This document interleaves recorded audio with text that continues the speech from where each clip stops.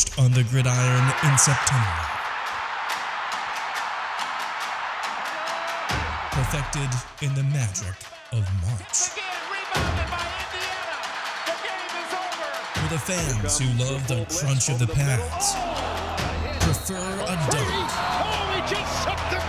and expect nothing but the best. It's Bigger 10. Here's Steve Dace. Greetings. Welcome to this week's episode of Bigger 10. I am Steve Dace alongside my co-host, and you know that means never partner, the one and only Aaron McIntyre. Good to see you again, brother. You ready to go? You know, it's a lot of stuff to get to this week. There is a lot of stuff to get to. I mean, we had Big Ten basketball media days. We're not even a chance to touch on that with everything else going on. But let us begin with the Big Five on Bigger 10. It was the biggest football game in our league so far this year. The first pitting of top 10 teams from the Big Ten Conference against one another. Two of the biggest brands in our league, two of the biggest brands in the history of the sport, two blue bloods, the two largest alumni bodies in the world. And so it was expected to go down to the wire. Michigan just a 7-point favorite over Penn State, both ranked, as we just said, in the top 10. But if you could say that a game that was 41-17 wasn't even that close, this would be it. The Wolverines kicked not one, not two, not three, but four red zone field goals. They were only up 16-14 at the half, despite getting 18 of the first 19 first downs in the game. And then the floodgates opened in the second half. The score kind of caught up to the stats here. And Michigan sent in a brutal fashion a resounding message that they're not quite ready to hand over the reigning Big Ten championship quite yet. Now, I've already waxed poetic about this on the channel, at least to the most that I can wax poetic, over on Michigan podcast. No one wants to hear me slurp my favorite team for a second time, Aaron. Except for you, maybe. So the floor is now yours. So at I think it was middle of the second quarter. Can't remember when it was. I think it was after Penn State had probably maybe cut the lead in half or taken the lead. I was like, those two times you got down inside the red area there and you came away with 3 points. Not gonna like that. That might come back to bite you. But you went down and scored another touchdown before halftime, did you not? Kicked another field goal before halftime. Kicked another field goal. Yep. That's right. And so you thought, okay, that's good. They're kind of moving the ball at ease here. And then Donovan Edwards happened and Blake Corum happened. And that was just utter domination. I was actually able to watch a good chunk of that game. And I said on the channel here last week, I kind of expected this to play out similar to the Penn State-Wisconsin game early last year where Penn State were the home team. Well, they would both kind of stick around and hang around each other for three quarters. And I figured Michigan this time would actually pull ahead. And man, it's got to be encouraging for Michigan fans.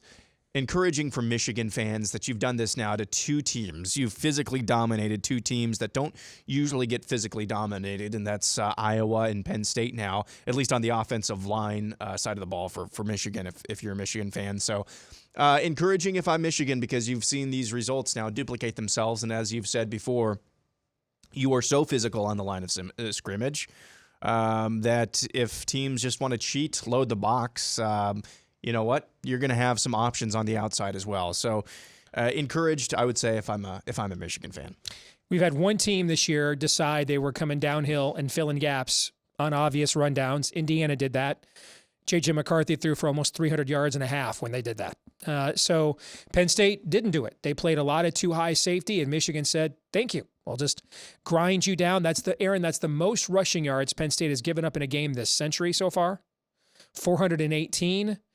And it's more rushing yards, Aaron, than Penn State had given up this entire season combined in the first 5 games. Yeah, what happened? If I'm a Penn State fan, I'm asking what in the world just happened here. You know, you're kind of hanging around. You took advantage of a rare mistake that you all made offensively. You think we have a puncher's chance, and then you just got punched out real fast. So yeah, I'm not quite sure how much of this is ascribable to Penn State. I think again, it pains me to say this to your face, but credit to Michigan. That offensive line is legit, man. It really is. That's where this all starts, at least in my mind. It's legit. They're mean, they're nasty, and they're getting the job done. Well, let's go and talk about Penn State here. James Franklin now, I think, is 0-9 against top 5 teams on the road since he came to Penn State. Now, listen, no one makes a living beating top 5 teams on the road, okay? No one does, right?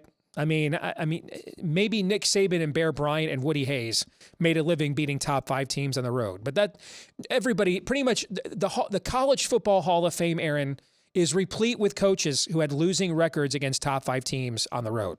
But if you're going to have to play Ohio State, Michigan State every year, you got to figure that one, if not at least 2 of those teams most years are either worthy of being in the top 5 or hovering around it. And you can't go winless.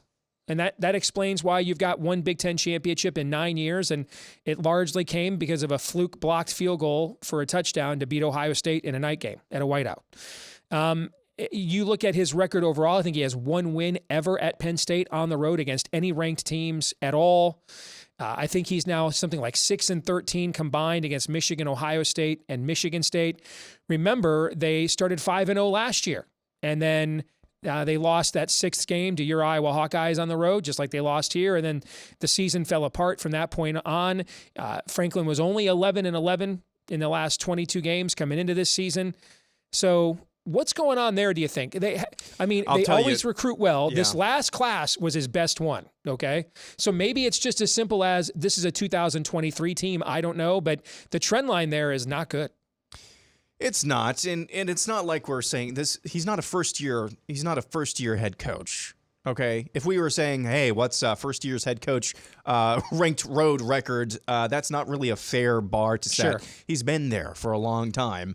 I will tell you the problem with Penn State at this point is tunnels.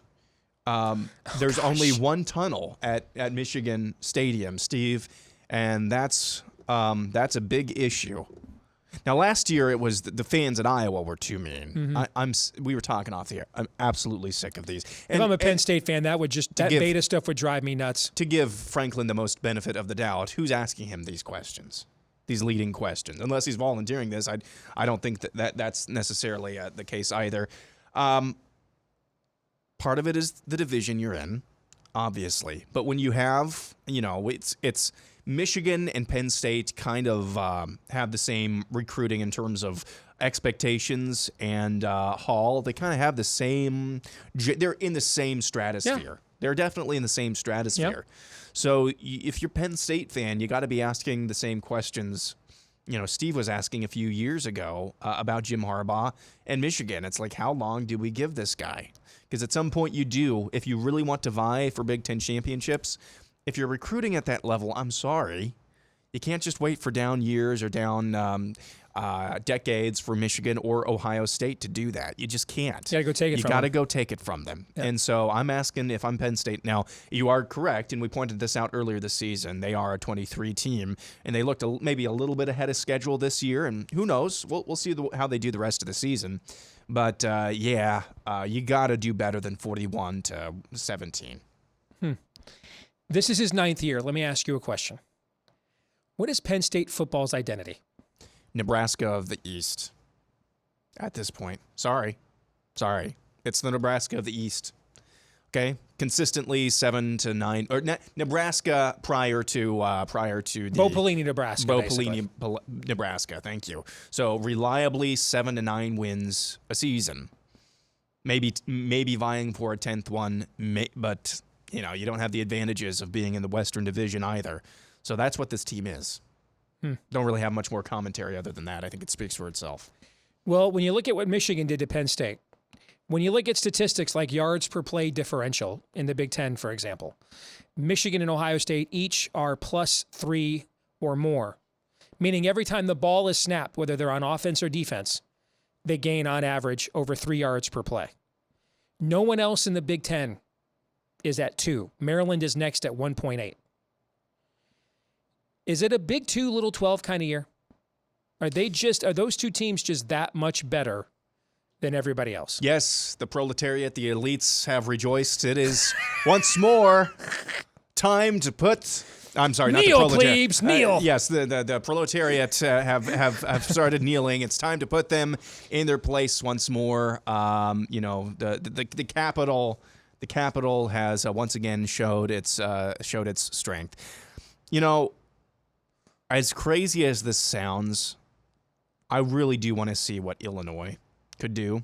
Now, the injury bug has to bite them as well. I'm not saying I wish that or anything. It's just the style of play that they have, and I don't think they have very much depth. I would like to see what they can do against some of the upper echelons. It's just they have a bit of a softer schedule this year. Now, we play Illinois right before Ohio State. The problem Illinois has is they want to play the same way we play. And we just recruit a lot better players playing that. I know. Right there. Now, to me, that's more of a contrast of styles with an Ohio State, right? Where maybe they can get them into a mosh pit. But we're like, mosh pit, let's play. We'll do this for 6 hours. We're fine with a mosh pit, right? Yeah, so that would be interesting. I'm not at all putting Illinois in the same echelon. I don't think they've earned that quite yet. But, it is a Big 2, Little 12 type of year. And I'm not really sure, other than Penn State, who we necessarily expected to kind of be in the upper tier of the Big 10, kind of the same names. Minnesota, we'll talk about them in a minute. I mean, they just can't. They can't get out of the injury bug business right now. So, rejoice, elites. I mean, we've been hearing, and I've heard almost my entire adult life how the Big Ten, and it's true, the Big Ten and most of these conferences, without teams like Michigan and Ohio State, wouldn't be enjoying the facilities and all of the accoutrements that they get to enjoy without those fan bases. But congratulations, I guess. So what I'm hearing you say is you're glad that order has been restored. Yeah. Well, one thing that is actually, and I hate this because it makes it harder for teams like Iowa to compete, at least at the highest levels, at least for conference championships. Getting rid of divisions, or putting teams like Ohio State and Michigan in different divisions, that's actually going to be beneficial. Wouldn't it be fun? Well, maybe not for you, but it would be for me, and it would be for eyeballs, which is really all that matters in TV ratings, for Michigan and Ohio State to play in back-to-back weeks. I mean, with the 12-team playoff coming, you could see it 3 times a year. Yeah. I mean, if we had the 12-team playoff last year, for example, Michigan and Ohio State would have played the very next week in the Big Ten championship game. Let's say Michigan, actually, if Ohio State wins that, they probably just switch spots in the rankings, and they would have been 1 game away from playing each other in the playoff. If you look at the bracket, they would have been in the same side, the same quadrant of a 12-team bracket. I mean, we could eventually see them play 3 times a year. Yeah, for you Michigan fans, we're gonna have to change Michigan podcast intro. It's not going to be the team. It's going to be the game, over and over again. All right, you mentioned the Illini, man, and what a story they continue to be. And so it's not like fluky either. No, it's not, man. This isn't a couple years ago with Lovie Smith when they led the nation like in non-offensive touchdowns or something like that. Didn't they have like 11 or 7 or 11, some crazy number of non-offensive touchdowns? And that was just to get to like a bowl game. Okay. I mean, this looks like if Brett Bielema was, in his heyday at Wisconsin. And, Tommy DeVito wasn't supposed to play last week. Plays his best game probably of the season against Minnesota. Chase Brown, right now, he has almost the exact same numbers Blake Corum does, just Blake Corum's just doing it for a team that people know more about. And defensively, these guys are tough. Basically, they're Iowa with a functional offense. That's essentially what Illinois is right now. Didn't I say that after week 0? You did. And looking at now, we've got some clarity in the East, right? We were wondering, was it going to be a 3-team race? No, it's a 2-team race, Michigan and Ohio State. Now we've got some clarity in the West. Right now, it's a 2-team race, Purdue and Illinois. They play November the 12th. And if you look at ESPN FPI currently projects Purdue to win that game at Illinois, but it's like 52 to 48%. And that game being the difference in who wins the Big Ten West. So 2 teams, you couldn't ask for more of a contrast in styles, by the way. Purdue plays a ton of cover 0. They're blitzing all the time. They're throwing the ball 50 times around the yard with Jeff Brom calling pass plays on 3rd and inches. You've got Brett Bielema going back to his Wisconsin roots. But those are the teams right now that have set themselves apart from everybody else in the West, just like we all predicted in the preseason, Aaron.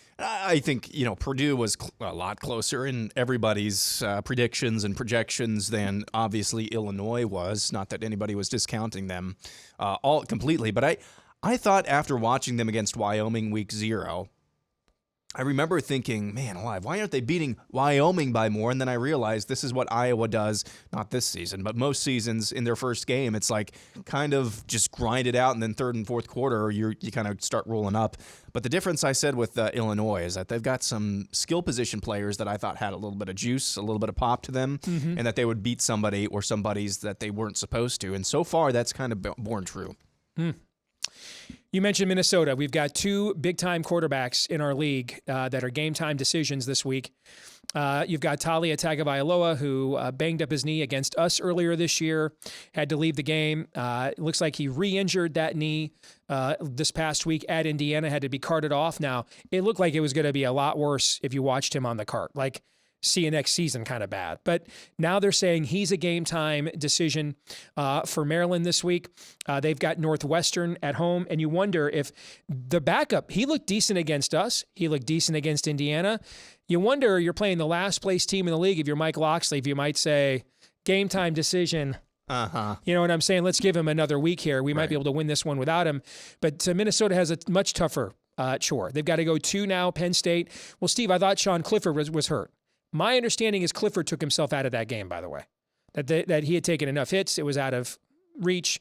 And he just said, I had enough. In fact, because of what happened in the tunnel between Michigan and Penn State at halftime, after the game, I watched video of the teams coming up the tunnel, and everything it looked okay. I watched Sean Clifford walk up the tunnel by himself without any medical attention at all, looking just fine. Yeah. So Tanner Morgan got carted off.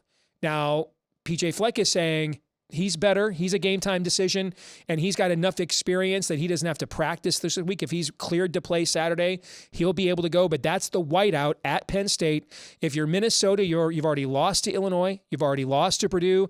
You take a third L right now, you might be done in that division race right now before we get to November.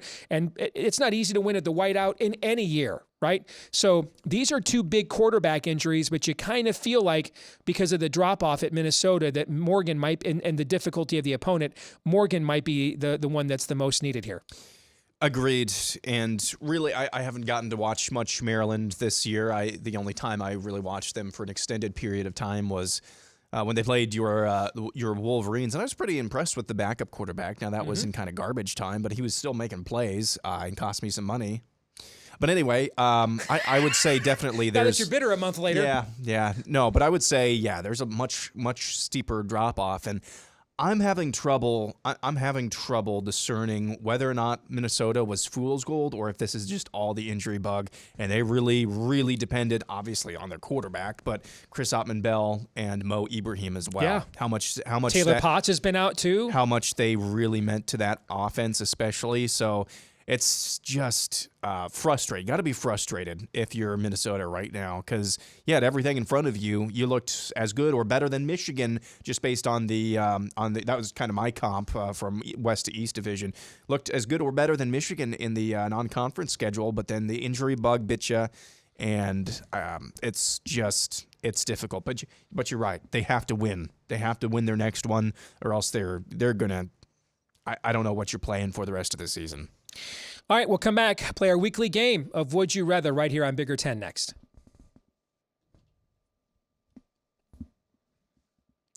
Time now for our weekly game of Would You Rather here on Bigger 10. Aaron, I begin with you. Would you rather bet Iowa money line on the road at Ohio State this weekend or Syracuse money line on the road at Clemson? I would rather bet App State money line against Michigan circa 2007. Come on, man. No, I wasn't trying to be a bitterman with this question. I wanted to work in some Hawkeye talk, and I was trying to be nice to you. Am I missing something here? I would rather bet Syracuse. They're power rated very similarly. Syracuse and Iowa are. Okay. Well, my next one is I would rather bet Syracuse, actually. Yeah. You gotta. Last year, what did I harp on? It's a 3-phase game. When talking about Iowa and special teams and how much that meant to them. It's a 3-phase game, guys. You got to have an offense as well. So I would rather bet Syracuse on the road against. In my defense, when I put this rundown together, I had not yet seen that Iowa is a 29-point underdog. Okay. And I told you before we started the show, I am picking Iowa this week in my picks. In my point spread picks on the Patreon page. I just have to. Yeah. I have to believe there is some level of pride in your program that coming off a bye, being a 29-point underdog, you could at least make it 31-10, okay, against Ohio State. 29? 29! That number is outrageous. I know I'm being begged into taking Iowa, but I've just covered this team and this program for too long. I have to believe there is these guys just won 10 games in the division last year. 29 points, there has to be some pride in there somewhere. Going to be, 1 second here, 80 degrees on Saturday. Don't got nothing going on. So weather won't help you. Fast track. Wife is going almost out of state for a bridal shower. It's just going to be me and Ben. Like I said, nothing going on. Going to take 2, 3, 4, 5, 6 trips to the park on Saturday. Don't have anything going on. Next one is for you. Would you rather watch Iowa play offense or the Denver Broncos play offense? Ooh. Both averaging around 15 points a game. Denver's north of that. Iowa's south of that.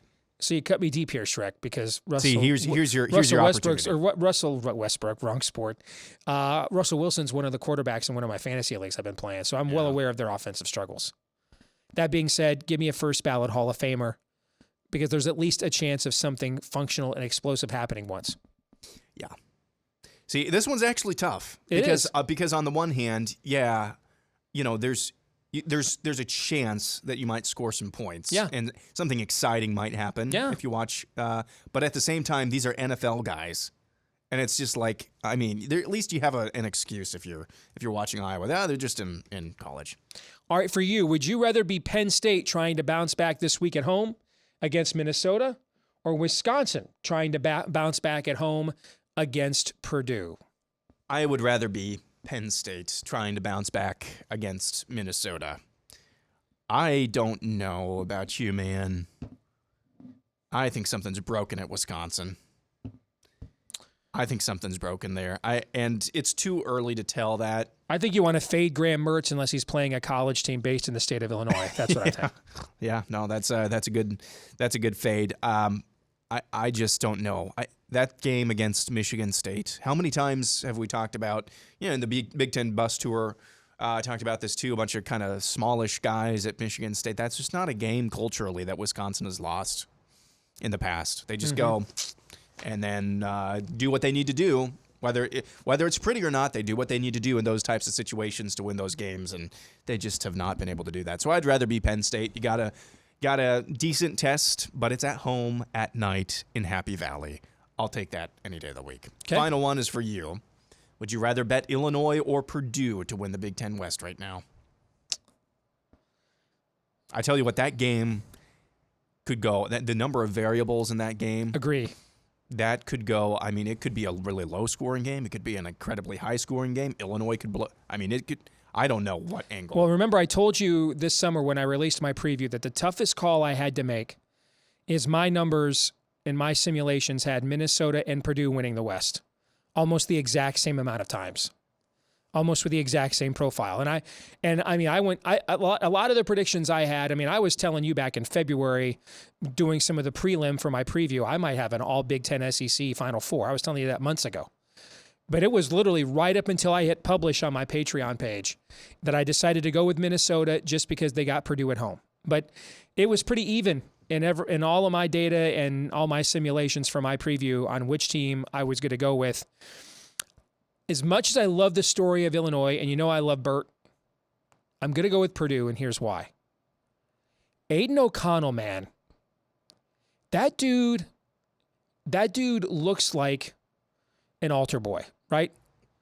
Like, he comes up, he's taking your daughter out. You feel like she'll be okay. She'll be safe.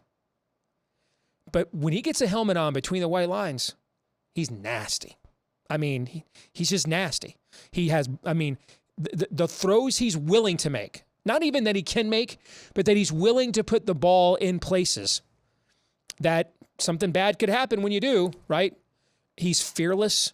I just love the way that he plays. And in the end, if the two teams are pretty even, and I think they are, give me the team with a dynamic quarterback that I think, can make one or two throws that even for a very good top 10 defense in the country like Illinois might be how you win that game, say 24-21.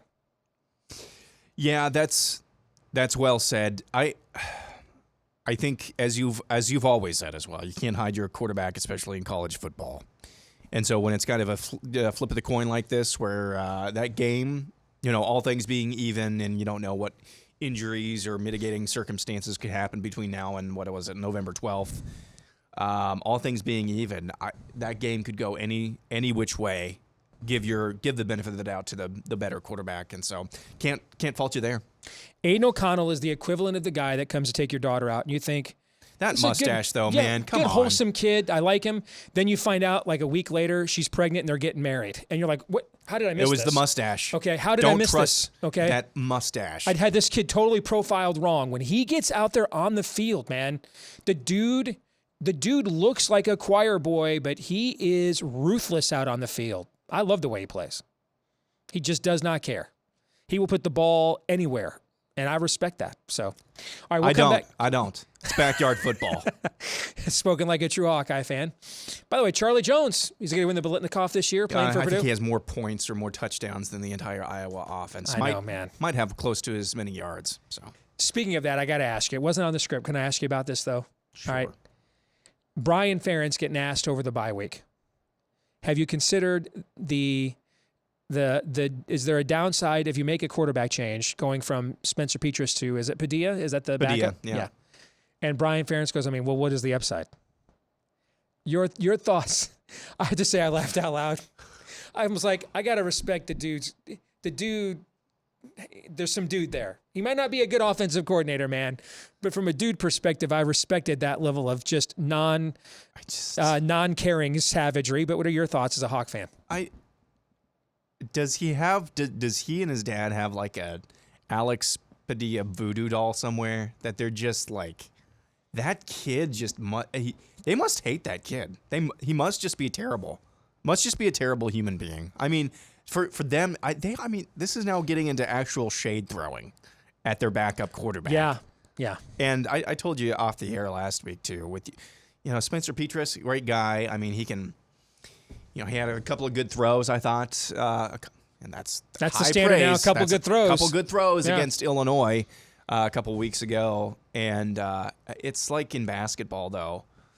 You just at some point, if you don't see the ball go through the hoop, you're just mentally not with it. And I know there's a lot of talk about not having mentally tough young men these days, but it's just I don't think that's in the same category. Just mentally, he's got to be shot. So I don't know, man. I think what you just said there, shaking your head, I don't know. I think you spoke for a lot of people with that. Yep. All right, we'll come back and we'll find out what's the upside of going to our Twitter poll results and looking at our feedback of the week next. This week's Twitter poll results, we asked you, what surprising storyline from the first half of the Big Ten football season is most likely to be fully realized in the second half? 60% of you said Illinois winning the Big Ten West.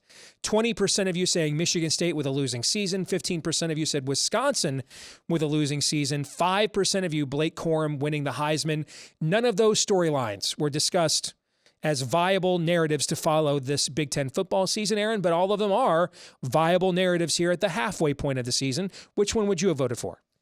Illinois. I think all of these are pretty much in the right position. No shade at Blake Corum at all. I mean, he's a fantastic guy, but he plays running back for the University of Michigan, not quarterback for the University of Alabama or running back for the University of Alabama, so he's automatically disqualified for the Heisman. So Wisconsin losing season, Michigan State losing season, maybe a hair less than 20% or 19, almost 20% there, but basically these are all in the right order, I think. All right. Feedback of the week comes from Iowa punt returner. This was not sent to us, but I saw it Or no, this was sent to Yeah. us. I'm sorry. Yes. And checking in with Kirk and Brian Ferentz during the Tennessee-Alabama game. Dad, are you watching these backyard football quarterbacks play in the Tennessee-Bama game? Kirk Ferentz, yeah. There's no way they could play the Iowa way. I'm surprised they even win games playing that way. Brian Ferentz, I agree. It's a disgrace to college football. Kirk Ferentz, tell me about it, son. Oh, man. He even made it look like a text. How many times? He even made it look like a back and forth text message. How many times on Saturday are we going to see Iowa's coverage hold up on passing situations, C.J. Stroud escape the pocket, and throw downfield for a big gain? I'm hoping a few because I'm taking Iowa plus 29. That's called backyard football, according to Brian Ferentz, or maybe that was Kirk Ferentz that said that. Can't have that. That line is just downright disrespectful. I have to believe there is at least enough pride in the Iowa program to lose by 24. I don't know, man. I not to end this segment the way I ended last segment, but I can't fault anybody for taking Ohio State minus 29. I really can't. It could be 17-0 at halftime, and the defense is putting out fires. Mm-hmm. But they're just going to get worn down. They're just going to get worn down. So we'll see. We'll see. That was a really inspiring close to the show. Let's go ahead and end it then. We'll see. I don't know. Am I supposed to give you a pep talk? That's next year. Lose by 28. Wahoo. That's Look next year's Iowa football season ticket poster. We'll see. Oh. I've been there as a Lions fan, man. When you go from crushing disappointment to trolling your own team, that's when things are bad. Iowa, and I've been there a few times. Number 23 in Ken Palm. That's true. And I think they're going to be better there than are that, 7 actually. teams in our league ranked in the top 46 in Ken Palm. Now, none are in the top 10, but we have 7 teams in the top 46, including Penn State, over at Ken Palm in its preseason projections. So this could be another year where we don't have an elite team, but a bunch of teams with a chance at the championship there in basketball heading into the final weekend. So, and your team finishes or figures very prominently in those ratings, actually. So there you go. Something to look forward to. That'll do it for this week's episode. Don't forget to like, rate, subscribe, 5-star review, share, follow, etc. Whichever applies, however you watch, like here on YouTube, or listen, like maybe on iTunes, Stitcher, elsewhere. Help us to find more Big Ten fans just like you. And also don't forget to follow us on Twitter at Bigger Ten, especially on game days. Until the next time, for Aaron McIntyre, I'm Steve Dace. We'll see you right here on Bigger Ten.